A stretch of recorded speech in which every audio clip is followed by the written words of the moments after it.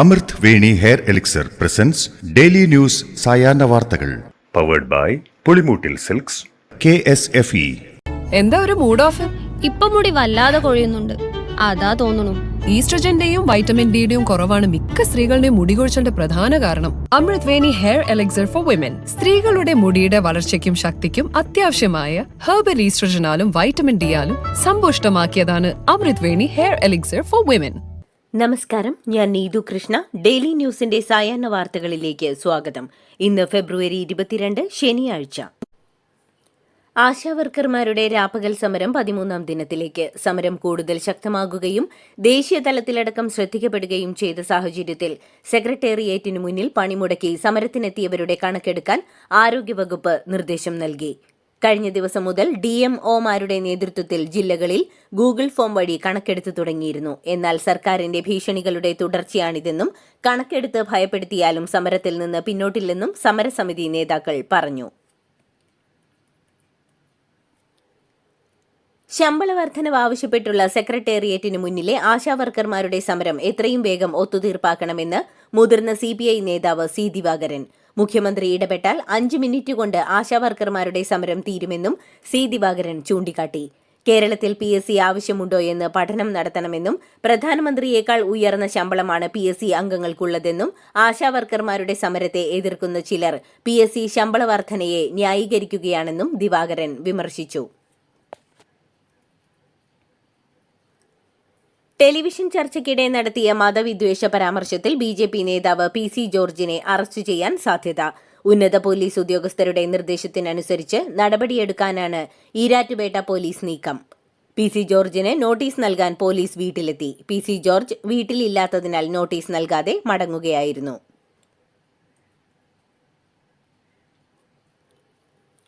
AI സാങ്കേതികവിദ്യ ജനങ്ങൾക്ക് വേണ്ടി ഉപയോഗിക്കണമെന്ന് CPM നേതാവ് EP ജയരാജൻ. AI മനുഷ്യന്റെ കഴിവാണെന്നും നിർമ്മിത ബുദ്ധിയെ ജനതാൽപര്യം സംരക്ഷിക്കാൻ ഉപയോഗിക്കണമെന്നും ഇടതുപക്ഷം ശാസ്ത്രത്തിന്റെ വളർച്ചയെ ജനങ്ങൾക്ക് വേണ്ടി ഉപയോഗിക്കണമെന്നും അദ്ദേഹം പറഞ്ഞു. നിർമ്മിത ബുദ്ധിയുടെ ഉപയോഗം വ്യാപകമാകുന്നതോടെ തൊഴിൽ നഷ്ടമുണ്ടാകുമെന്ന ആശങ്കയ്ക്ക് അടിസ്ഥാനമില്ലെന്ന് വിദഗ്ധർ. ഇൻവെസ്റ്റ് കേരള ഗ്ലോബൽ സമ്മിറ്റിനോടനുബന്ധിച്ച് ഫ്യൂച്ചർ ഓഫ് ടാലന്റ് എന്ന വിഷയത്തിൽ സംഘടിപ്പിച്ച സെമിനാറിലാണ് വിദഗ്ധാഭിപ്രായം. എന്നാൽ നിർമ്മിത ബുദ്ധി വ്യാപകമാകുന്നത് തൊഴിൽ രംഗത്ത് മാറ്റങ്ങൾക്ക് ഇടയാക്കുമെന്നും അവർ മുന്നറിയിപ്പ് നൽകി. കേരളത്തിലേക്ക് നിക്ഷേപം ക്ഷണിച്ചുകൊണ്ട് കൊച്ചിയിൽ നടക്കുന്ന global investors summit invest Kerala പദ്ധതി സംസ്ഥാനത്തിന്റെ വ്യാവസായിക മുന്നേറ്റത്തിന് കരുത്താകുന്നതായി മാറുന്നു. 2ാം ദിവസത്തിലേക്ക് കടന്ന സമ്മിറ്റിൽ ദുബായ് ആസ്ഥാനമായി പ്രവർത്തിക്കുന്ന ഷറഫ് ഗ്രൂപ്പ് 5000 കോടി രൂപയുടെ നിക്ഷേപം നടത്താൻ തയ്യാറാണെന്ന് പ്രഖ്യാപിച്ചു. ഇൻവെസ്റ്റ് കേരള ആഗോള നിക്ഷേപക ഉച്ചകോടിയുടെ ഭാഗമായി വരുന്ന നിക്ഷേപം കേരളത്തിന്റെ ഭാവി പുരോഗതിക്ക് ശക്തി പകരുമെന്ന് ഇടതുമുന്നണി കൺവീനർ TP രാമകൃഷ്ണൻ. കേരളം ഒന്നിച്ചു നിൽക്കുന്നുവെന്നതാണ് ഉച്ചകോടിയുടെ പ്രത്യേകതയെന്നും അദ്ദേഹം പറഞ്ഞു.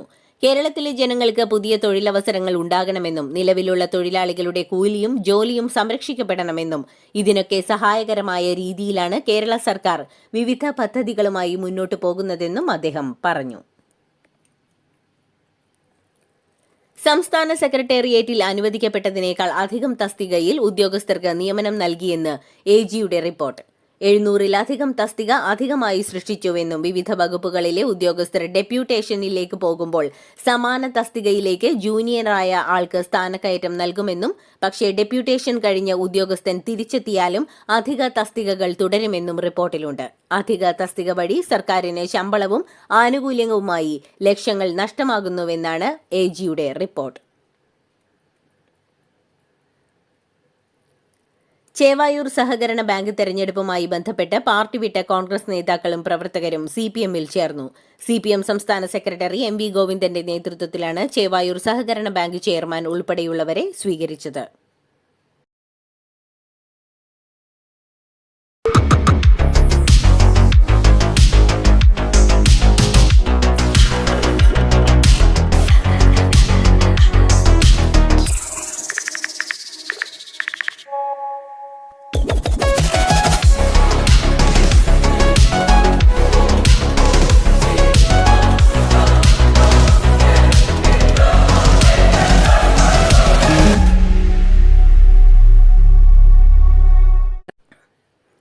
കൊല്ലം കുണ്ടറയിൽ റെയിൽവേ പാളത്തിന് കുറുകെ ടെലിഫോൺ പോസ്റ്റ് കണ്ടെത്തി. പുനലൂർ റെയിൽവേ പോലീസ് സംഭവത്തിൽ അന്വേഷണം ആരംഭിച്ചു. ട്രെയിൻ അട്ടിമറി ശ്രമമാണോ നടന്നതെന്ന് കേന്ദ്രീകരിച്ചാണ് അന്വേഷണം. പോസ്റ്റ് റെയിൽ പാളത്തിൽ ആദ്യം കണ്ടെത്തിയതിനെ തുടർന്ന് ഏഴുകോൺ പോലീസ് എത്തി പോസ്റ്റ് മാറ്റിയിട്ടിരുന്നു. പിന്നീട് മണിക്കൂറുകൾക്ക് ശേഷം റെയിൽവേ പോലീസ് എത്തി പരിശോധന നടത്തിയപ്പോൾ വീണ്ടും പോസ്റ്റ് കണ്ടെത്തുകയായിരുന്നു. ഇതാണ് അട്ടിമറി ശ്രമത്തിലേക്കുള്ള സംശയം വർദ്ധിപ്പിക്കുന്നത്. സിസേറിയൻ ശസ്ത്രക്രിയയ്ക്കിടെ യുവതിയുടെ ഗർഭപാത്രത്തിനുള്ളിൽ സർജിക്കൽ മോപ്പ് മറന്നുവെച്ച സംഭവത്തിൽ നെയ്യാറ്റിൻകര ജനറൽ ആശുപത്രിയിലെ ഗൈനക്കോളജി വിഭാഗം ഡോക്ടർ സുജ അഗസ്റ്റിന് പിഴ വിധിച്ച് സ്ഥിരം ലോക് അദാലത്ത്. 3 ലക്ഷം രൂപ പിഴത്തുകയ്ക്ക് പുറമെ 10,000 രൂപ ചികിത്സാ ചെലവും 5,000 രൂപ കോടതി ചെലവും നൽകണമെന്നാണ് വിധി. 2022 സിസേറിയന് വിധേയയായ പ്ലാമൂട്ടുകട സ്വദേശി ജീത്തുവിന്റെ പരാതിയിലാണ് വിധി. സംസ്ഥാനത്തെ ഡിജിറ്റൽ അഡ്മിനിസ്ട്രേഷന്റെ അടുത്ത തലമായി വിശേഷിപ്പിക്കപ്പെടുന്ന കെ-സ്മാർട്ടിലൂടെ ഇതിനോടകം തീർപ്പാക്കിയത് 30 ലക്ഷത്തിലധികം അപേക്ഷകൾ. 2024 ജനുവരി 1 മുതൽ 87 മുനിസിപ്പാലിറ്റികളും 6 കോർപ്പറേഷനുകളും അടങ്ങുന്ന 93 തദ്ദേശ സ്വയംഭരണ സ്ഥാപനങ്ങളിലായി 30,57,611 ഫയലുകളാണ് ഇതിനോടകം കെ-സ്മാർട്ട് വഴി കൈകാര്യം ചെയ്തിരിക്കുന്നതെന്ന് അധികൃതർ വാർത്താക്കുറിപ്പിൽ അറിയിച്ചു. തലശ്ശേരി മണോളിക്കാവ് ഉത്സവത്തിനിടെ പോലീസിനെ ആക്രമിച്ച കേസിൽ ഒരു CPM പ്രവർത്തകൻ കൂടി അറസ്റ്റിൽ. 80ഓളം പേർക്കെതിരെ കേസെടുത്തിട്ടുണ്ടെങ്കിലും കുട്ടിമാക്കുൽ സ്വദേശി സഹദേവൻ അടക്കം 2 പേരെയാണ് ഇതുവരെ പിടികൂടാനായത്. ബാക്കിയുള്ളവർ ഒളിവിലാണെന്ന് പോലീസ് പറയുന്നു. കൈക്കൂലി കേസിൽ പിടിയിലായ എറണാകുളം RTO ജേഴ്സൺ ലക്ഷങ്ങളുടെ സാമ്പത്തിക തട്ടിപ്പ് നടത്തിയെന്ന പരാതിയുമായി യുവ സംരംഭകൻ. RTO ജേഴ്സണും ഭാര്യയും ചേർന്ന് കൊച്ചിയിൽ തുടങ്ങിയ തുണിക്കടയുടെ മറവിലായിരുന്നു 75 ലക്ഷം രൂപയുടെ തട്ടിപ്പ്. പണം തിരികെ ചോദിച്ചപ്പോൾ പണി തരുമെന്ന് ഭീഷണിപ്പെടുത്തിയെന്നും RTO പിടിയിലായതോടെ ധൈര്യം സംഭരിച്ച് പരാതിയുമായി പോലീസിനെയും വിജിലൻസിനെയും സമീപിച്ചിരിക്കുകയാണെന്നും യുവ സംരംഭകൻ അലമീൻ പറഞ്ഞു. കോടനാട് ആന പരിപാലന കേന്ദ്രത്തിൽ ചെരിഞ്ഞ കാട്ടുകൊമ്പന്റെ തലച്ചോറിന് അണുബാധ ഏറ്റിരുന്നുവെന്ന് പ്രാഥമിക പോസ്റ്റ്മോർട്ടം റിപ്പോർട്ട്. കൊമ്പന്റെ മസ്തകത്തിലും തുമ്പിക്കൈയിലും പുഴുവരിച്ചിരുന്നുവെന്നും മറ്റ് ആന്തരിക അവയവങ്ങൾക്ക് അണുബാധ ഇല്ലെന്നുമാണ് കണ്ടെത്തൽ. ആനയുടെ മരണകാരണം ഹൃദയാഘാതം തന്നെയാണെന്നും മസ്തകത്തിലേത് കൊമ്പ് കുത്തിയതിനെ തുടർന്നുണ്ടായ മുറിവുമാണെന്നാണ് നിഗമനം. അച്ഛനും അമ്മയും കൊച്ചിയിലെ സ്വകാര്യ ആശുപത്രിയിൽ ഉപേക്ഷിച്ചുപോയ നവജാത ശിശുവിനെ തുടർ ചികിത്സയ്ക്കായി എറണാകുളം ജനറൽ ആശുപത്രിയിലേക്ക് മാറ്റി. കുഞ്ഞിന്റെ ആരോഗ്യനില തൃപ്തികരമെങ്കിലും 1 മാസം കൂടി ആശുപത്രിയിൽ തുടരേണ്ടി വരുമെന്ന് ഡോക്ടർമാർ അറിയിച്ചു. കുഞ്ഞിനെ ഉപേക്ഷിച്ചു പോയതിന് രക്ഷിതാക്കൾക്കെതിരെ നിയമ നടപടി സ്വീകരിക്കും. ചികിത്സ പൂർത്തിയായാൽ ഉടൻ കുഞ്ഞിനെ സ്വീകരിക്കുമെന്ന് ശിശുക്ഷേമ സമിതി അറിയിച്ചു. കാക്കനാട് കസ്റ്റംസ് ക്വാർട്ടേഴ്സിൽ മരിച്ച നിലയിൽ കണ്ടെത്തിയ IRS ഉദ്യോഗസ്ഥനും കേന്ദ്ര GST ഓഡിറ്റ് വിഭാഗം അഡീഷണൽ കമ്മീഷണറുമായ മനീഷിന്റെയും സഹോദരിയുടെയും അമ്മയുടെയും പോസ്റ്റ്മോർട്ടം ഇന്ന്. മനീഷും സഹോദരിയും തൂങ്ങി മരിച്ചെന്നാണ് പോലീസ് നിഗമനം. പോസ്റ്റ്മോർട്ടം കഴിഞ്ഞ് വൈകിട്ട് 4 മണിക്ക് കാക്കനാട് അത്താണി പൊതു ശ്മശാനത്തിലാണ് മൂവരുടെയും സംസ്കാരം നിശ്ചയിച്ചിരിക്കുന്നത്. അന്തരിച്ച CPM കോട്ടയം ജില്ലാ സെക്രട്ടറി AV റസലിന്റെ മൃതദേഹം നെടുമ്പാശ്ശേരിയിലെത്തിച്ചു. രാവിലെ 7:30 ചെന്നൈയിൽ നിന്നുള്ള വിമാനത്തിൽ കൊച്ചിയിലെത്തിച്ച മൃതദേഹം പാർട്ടി പോളിറ്റ് ബ്യൂറോ അംഗം A. വിജയരാഘവൻ, കേന്ദ്ര കമ്മിറ്റി അംഗം എളമരം കരീം, എറണാകുളം ജില്ലാ സെക്രട്ടറി CM മോഹനൻ, കോട്ടയം ജില്ലാ സെക്രട്ടേറിയറ്റ് അംഗങ്ങളും ചേർന്നാണ് ഏറ്റുവാങ്ങിയത്. സംസ്കാരം നാളെ നടക്കും.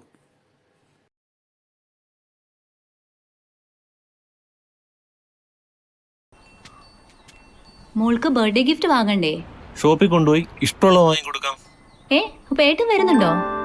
ഗിഫ്റ്റ് കാർഡ് വരും. അതെ, ഓരോ ചിട്ടിയിലും ഒരാൾക്ക് 5,000 രൂപയുടെ ഗിഫ്റ്റ് കാർഡ് സമ്മാനം. മെഗാ സമ്മാനമാണെങ്കിലോ പുതുപുത്തൻ ബെൻസ് കാർ. 2ാം സമ്മാനം ഇന്നോവ ക്രിസ്റ്റ, അതും 17 ഇത്തവണ സമ്മാനങ്ങളുടെ നക്ഷത്ര തിളക്കവുമായി KSFE ഗാലക്സി ചിട്ടികൾ. പ്രശസ്ത ബ്രിട്ടീഷ് ഇന്ത്യൻ എഴുത്തുകാരൻ സൽമാൻ റുഷ്ദിയെ ന്യൂയോർക്കിലെ പ്രഭാഷണ വേദിയിൽ കുത്തിക്കൊല്ലാൻ ശ്രമിച്ച അക്രമി കുറ്റക്കാരനെന്ന് കോടതി കണ്ടെത്തി. പ്രതി 27-കാരനായ US ലബനീസ് പൗരൻ ഹാദി മദറിനുള്ള ശിക്ഷ അമേരിക്കൻ പ്രാദേശിക കോടതി ഏപ്രിലിൽ വിധിക്കും. 30 വർഷമെങ്കിലും തടവ് ശിക്ഷയ്ക്കാണ് സാധ്യത. മഹാരാഷ്ട്ര ഉപമുഖ്യമന്ത്രി ഏക്നാഥ് ഷിൻഡെയുടെ കാറിന് നേരെ ബോംബാക്രമണം നടത്തുമെന്ന് ഭീഷണിപ്പെടുത്തിയ പ്രതികൾ അറസ്റ്റിൽ. വിദർഭയിലെ ബുൽഡാനയിൽ നിന്നാണ് മങ്കേഷ് വയാൽ, അഭയ് ഷിൻഗനെ എന്നിവരെ ക്രൈംബ്രാഞ്ച് ഉദ്യോഗസ്ഥർ അറസ്റ്റ് ചെയ്തത്. ഇരുവരും തമ്മിലുണ്ടായ വാക്കുതർക്കത്തിനെ തുടർന്ന് മങ്കേഷിന്റെ ഫോണിൽ നിന്ന് അഭയ് ഇമെയിൽ വഴി സന്ദേശം അയക്കുകയായിരുന്നു.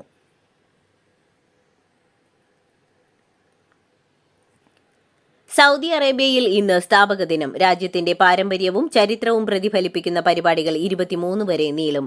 സ്ഥാപക ദിനാഘോഷം പ്രമാണിച്ച് ഇന്നും നാളെയും പൊതു അവധി പ്രഖ്യാപിച്ചിട്ടുണ്ട്. അൽ ഉലയിലെ അൽ സറായ്മ ഫെസ്റ്റിവലാണ് സ്ഥാപക ദിനം പ്രമാണിച്ചുള്ള പരിപാടികളിൽ പ്രധാനപ്പെട്ടത്.